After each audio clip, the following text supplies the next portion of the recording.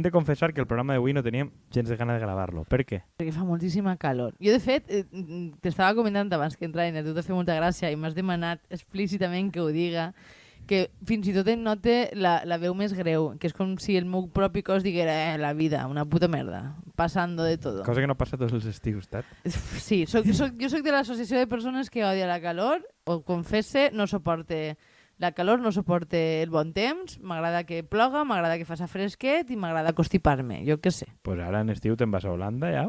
Pues mira, si no... si poguera, aniria. Val la pena. Però bueno, Ara bé. no puc, ara tinc responsabilitats, a som mare. Ah, vale. Pues, entonces no val la pena perquè crec que els gats no poden adaptar-se al clima neerlandès. No, que no s'adapten massa bé als canvis, però això dona igual.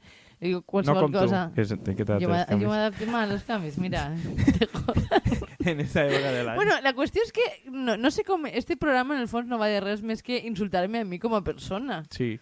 Però jo després em diuen, no, Andrea em cau molt millor. Pues normal, perquè tu eres un bully. O sea, dic Exactament. així públicament que eres un bully, que no vol parlar de lo que veníem a parlar avui, és de turisme... Ui, que mal se me dona el ruido de tambors. O sea, aquí no s'ha vist com ha intentat fer un redoble de tambors, però evidentment, si no estàs tamborejant res... No volia fer...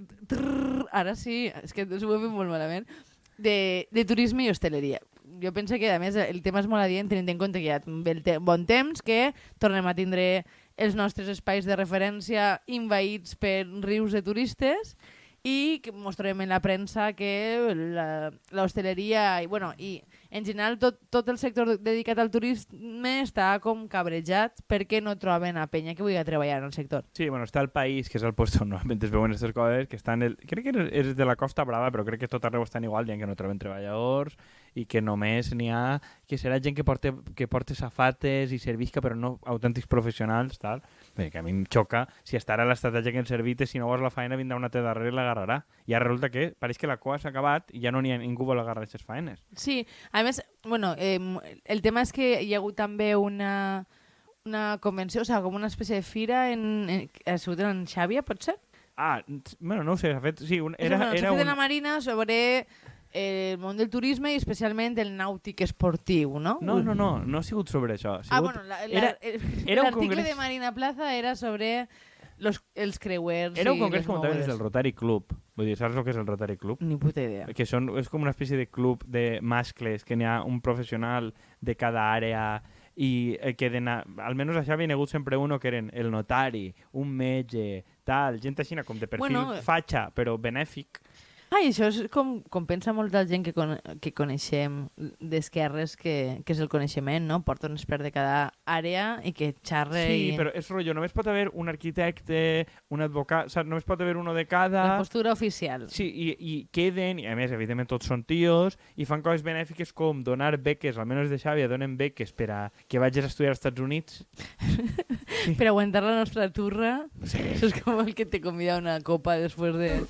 haver-te molestat durant 2 hores. És fatal, i queden a sopar entre setmana, i es bufen i coses d'aquestes. I muntaven un congrés... No com nosaltres. Exactament, res que volem nosaltres. Però ells una miqueta més de... Bueno, ells pensen que és classe. De manera professional, diguem. Exacte, ells tenen notaris i coses així.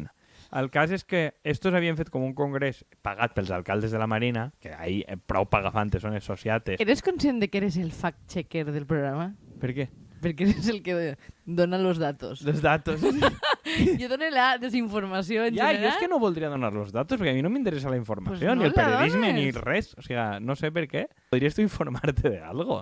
Jo m'informe, però sóc incapaç de retindre la informació. Ja estic aquí donant dades, com si m'interessara. Bueno, tu vols que jo en la faena me dedique a imprimir-me articles i vinc així en els articles subratllats per saber de lo que parle? 2 màsters, senyors i senyors, 2 màsters. Bueno, bé, que...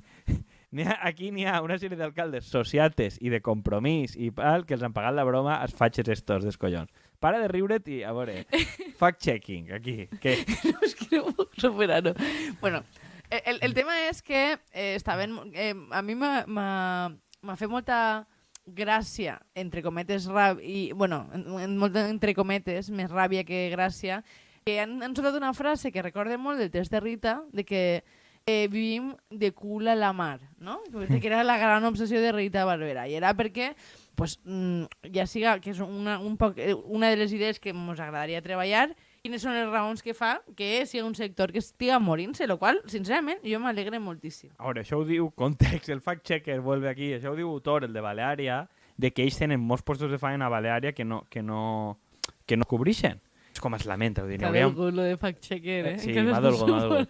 Com que n'hi hauria moltes oportunitats laborals, però no les cobreixen. I dius, home, si tu has de treballar ahí, jo no sé el que pagaran a Baleària, no vull entrar, però si tu t'has de pagar una casa a Dénia o a Eivissa o a Mallorca per treballar a Baleària, probablement han de pagar molt perquè es rente.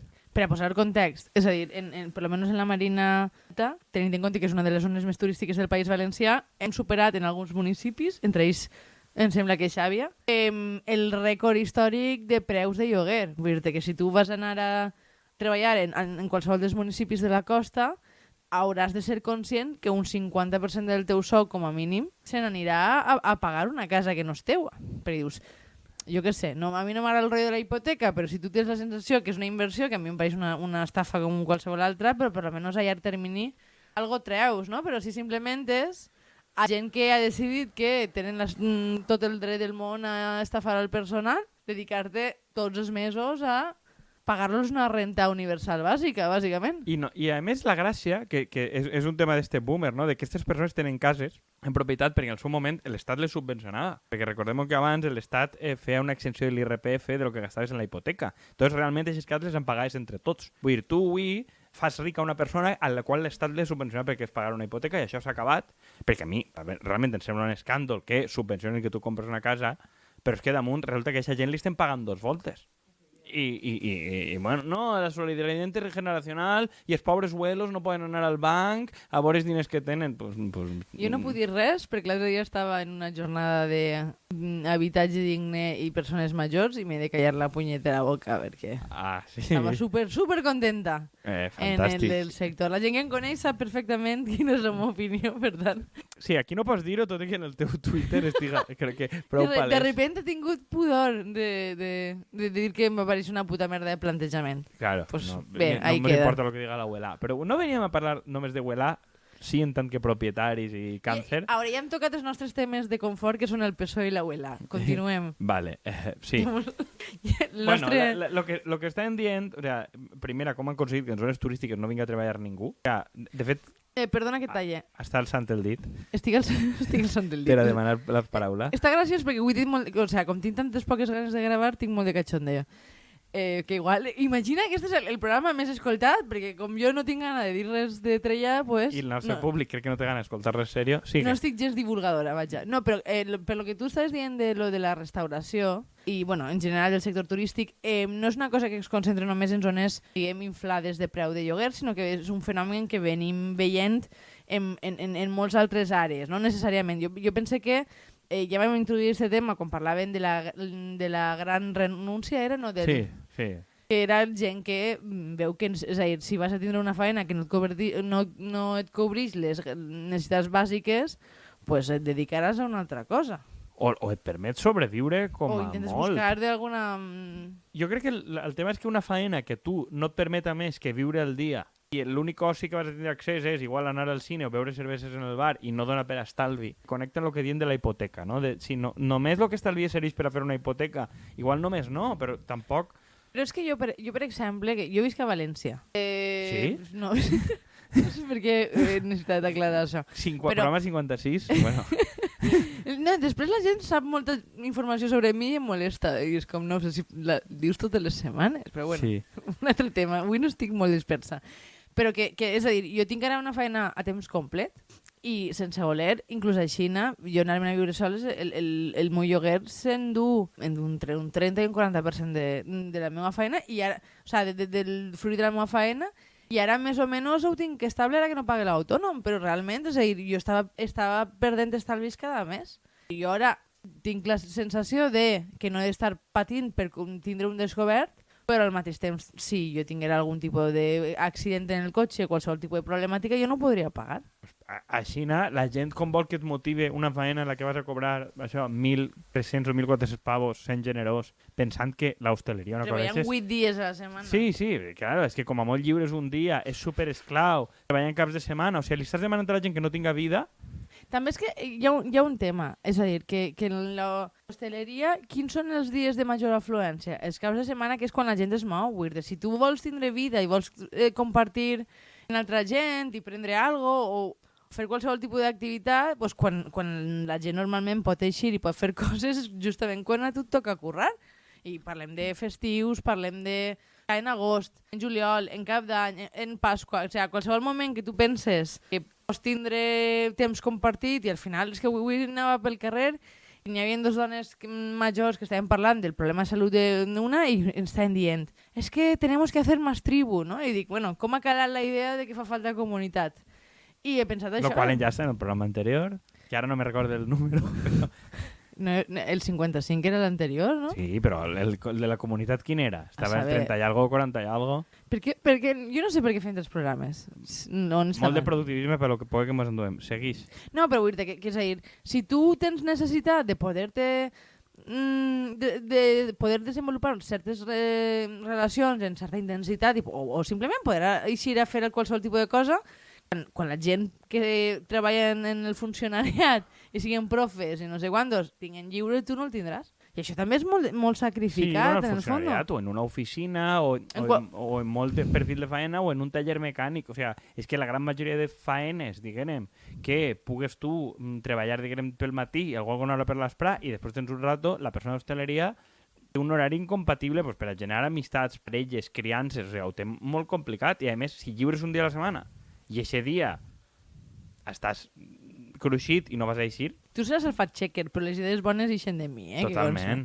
Ja l'únic que jo estic molt dispersa i tu li dones com un sentit i un relat i queda bonico, però les idees bones són meues. Bé, això és una relació un poc injusta, perquè a mi la meva creativitat està un poc coartada, però, bueno, seguís. No, dic, perquè tot ho dia perquè estaves dient-ho de manera bastant ben treballada. Però, a més, és que, o sea, llegíem esta setmana passada també un titular que de fet em vas passar tu, que me va parecer prou interessant, no? Que la gent que treballava en Alacant, en la província d'Alacant, si eixien a treballar fora, tenien possibilitats de, diguem, de pujar de classe o una certa millora de salari, no? Vull dir, perquè els salaris en la zona són molt roïns i jo pense que no podem deixar de veure que és una zona molt turística i que viu principalment del turisme. Jo ahir no sé el paper que pot tenir el tema de l'economia submergida. O sigui, perquè sempre... És possible. Sempre eixen moltes coses, rotllo. Una de les zones que hi sempre més pobres d'Espanya crec que són típics barris d'Elx, que són en molt de taller i molta fàbrica de sabates i, a veure, evidentment crea pobresa, però n'hi ha un tant per cent d'economia submergida que apareix ahí com si fos atur estructural. És mentira. I en les zones de costa passa el mateix. O sigui, n'hi ha molt que té que veure en l'obra, té que veure en l'hostaleria. Cosa que això no vol dir que realment es genera precarietat. No és tanta com la que pareix. O sigui, jo crec que ahí pot haver un cert factor... Sí, però jo no crec, és a dir, jo no crec que no sigui una dada menyspreable. Més enllà de que probablement caldria posar-li un cert tope a la credibilitat del dato en si. Però que si tu tens una comarca, una província dedicada principalment al turisme, no crec que sigui només nostre. Jo penso que gran part de Castelló pot dir exactament el mateix, gran part de València també, però al final València, al ser una ciutat gran i tindre certa així... Sí, la província de Castelló és més diversa, la de València és més diversa i la de Castelló té molta indústria per la població que té. Entonces crec que en Alacant es veu més perquè al ser 2 milions d'habitants, però tingues gran part de la població vivint a la costa i molt turistificada, ha d'aparèixer per collons, això és veritat. Però és a dir, jo vull que dibuixem el marc, no? Tens una gran part de la població dedicada d'una manera o altra a serveis de turisme, o sigui, hostaleria, hotels, etc. Tens un gran sector també de pisos turístics, tens un problema d'habitatge molt gran, tens un problema de trobar casa i de trobar casa assequible, una barbaritat. Què passa? És que després ens queixem que la gent no es queda, que no hi ha una oportunitat real. I a mi m'agradaria comparar en el cas de Balears, no? I com ja no és un problema per a la gent que va de temporada, perquè jo sí he llegit alguna coseta, no? De que inclús en els restaurants i en els hotels ja hi ha un problema de personal perquè aquesta gent no té on quedar-se, però és que tampoc tenen on quedar-se metges i professors. Ja no és qüestió de que l'hostaleria estigui donant males faenes, és que l'impacte que està generant al seu voltant és devastador. està impossibilitant la vida de tota la resta de les persones que viuen ahí en general, i sense parlar del cost ecològic i en general de serveis públics. Tu imagina't ser metge en Mallorca. Per pegar-se un tir... No, estàs atenent gent de balcònic tot el rato, o ser profe, que n'hi ha molta diversitat per la que no tens pasta per atendre, això està clar, i la gent, o sigui, els únics que van al final són guàrdies civils i coses així, es poden quedar a la caserna, si no per a quedar-te en un contenedor a viure, els clàssics professors, que de la Marina n'hi havia molt, que parlaven a Eivissa i Formentera, ja no van, perquè, clar, t'abuixen al mes de juny ja no tens casa, o sigui, ningú va. O sigui, tot el món ho evita, se'n va directament a Catalunya quan busquen plaça, ningú va a les Balears. Ja. I estem parlant d'un perfil de persona que diguem que dintre del segment de salaris... Se'n va a cobrar 1.800 euros, però és que ni cobrar 1.800 euros et diuen que no és factible trobar casa per a juny i setembre. Que estàs allí donant classe i vivint en un cotxe. Que és que això no sé si és molt sostenible que ni un professor d'institut ni un metge té lloc on viure. O sigui, o l'administració es pot fer cases per als seus treballadors, però això ja s'ha convertit en un problema acuciant. Jo hi veig molta connexió en el tema de l'hostaleria, t'ho dia abans, en el tema dels propietaris. Sí. Jo és una cosa que he vist poquet en estadístiques, però jo a Xàbia sí que ho he vist, i per lo que jo sé a Deni, a altres llocs de la Marina també està prou marcat, és que tu fa 2 dècades o per ahir, que la majoria de locals d'hostaleria els portaven els propietaris, o la família els propietaris. Podien tancar, com passa en alguns pobles d'interior, un mes, inclús 2 mesos si volen, anar-se'n, només estan de temporada d'estiu, s'ho prenen un altre ritme, però avui, si tu has de pagar un lloguer de 3.000 o 4.000 o 5.000 euros al mes, o tu vas a Estall, no tanques i pagues poquet als treballadors, o no és sostenible. I al final, jo el que... Perquè la majoria d'aquesta gent que són propietaris diuen jo per què tinc que treballar si puc viure en una renta de puta mare, 2 o 3 germans? Pues no treballen. És que probablement això a nivell individual té tot el sentit del món, però els efectes que té posteriors són terribles, perquè és a dir, jo crec que això genera un perfil en el sector, però no només, perquè crec que això ja ho hem parlat altres voltes, de quin efecte té en el xicotec comerç i la impossibilitat de sobreviure en xicotec comerç perquè no pots cobrir els gastos de lloguer. Però si tu tens un local que no és teu, has de pagar gastos i és gran part dels beneficis que tu treus, acabaràs fent 2 coses. O sofisticant el menú per a que sigui algo més gourmet i cobrisca costos i tingues un cert benefici, o acabaràs en una merda prefabricada orientada única i exclusivament a turistes i en un perfil d'estafa. No, crec que es dia lo de... Quinta gamma, la quinta gamma, sí, que és tot congelat. No només, vull dir, crec que hi ha perfils que estan, no sé si en la quarta, perquè no sé la quarta quina és, però que vaja, que no sé si arriben hasta ahí, però quasi. Trobo que la quarta, si no recordo algun programa d'estos de la sexta de equipo de investigación, era que, rotllo, tingues les croquetes congelades o coses així no les acabes. La quinta gamma és que ve tot ja fet, i només ho has de calfar. O sigui, la quarta seria de dir, vale, tinc les gambes o tal, certa cosa, ve, i jo la completa, i quinta és ja ve tot fet. Sí. Però clar, és que tampoc tens... O sigui, tu no tens molts models que donen. A un puesto de platja o dones sàndwich i tot això tot el sant dia per a que els guiris vagin i amortitzar el local, que els cambrers estan moltes hores i moltes hores van estar quiets, o no ho fas. I al final és una cosa que tu també comentaves abans, que tens un perfil de restaurant d'aquest estil que no, és a dir, no és un xicote propietari el que es munta això, sinó que al final és una persona que en té 7 o 8 en una zona molt concentrada. I també hi ha un avantatge, que si tu eres un grup empresarial d'aquest tipus, el lloguer tu te'l deduïxes.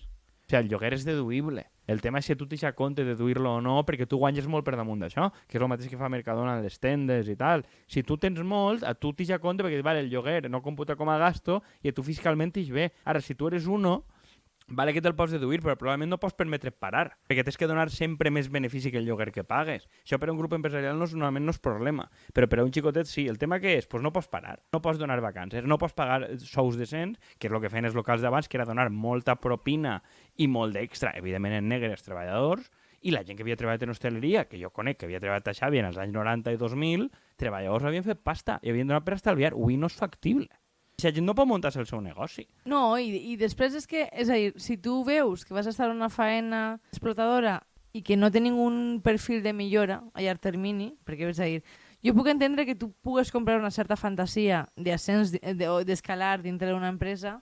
Val, ara estic cobrant una merda, però igual en 2 anys m'han ascendit. Però en restauració això no passa, per tant, és morir-te cobrant 900 euros. Claro, tu no és una estrella Michelin, que també és deduïble perquè són també uns negreros. O sigui, tampoc pensem que l'hostaleria a llarga escala, això es pot parlar un dia, no? Però... Sí, bueno, crec que això és dels temes que més hem tocat, perquè ens agrada molt clavar-nos en les estrelles Michelin. Claro, no, però és que ahir el tema és que les estrelles Michelin, això ho hem parlat moltes voltes, no és rentable. No. Però n'hi ha unes escales per baix de l'estrella Michelin que estàs parlant d'igual cobrar 30 euros el menú. Sí, el típic de Quique da Costa de València, sí. Que ells tenen, és a dir, ells tenen molts restaurants fora d'estrella Michelin, perquè és el que on guanyen pasta. I que vas perquè és el d'ell, però que ahir almenys tu dius, vale, m'assenen a sumiller i després tinc un currículum i vaig a un altre puesto més o menys de gamma B i em paguen decentment. Però això no, tu ahir sempre vas a cobrar 1.000 i poco euros perquè està estructurat, perquè si tu no cobres 1.000 euros en el chiringuito no va a cara al aire. Entonces, crec que dificulta molt la vida. Crec que per a tancar, que té sentit el que dius tu de la limitació ecològica, però encara que pagarem bons sous, crec que és un sector que és destructiu per a altres i no és positiu que estiga,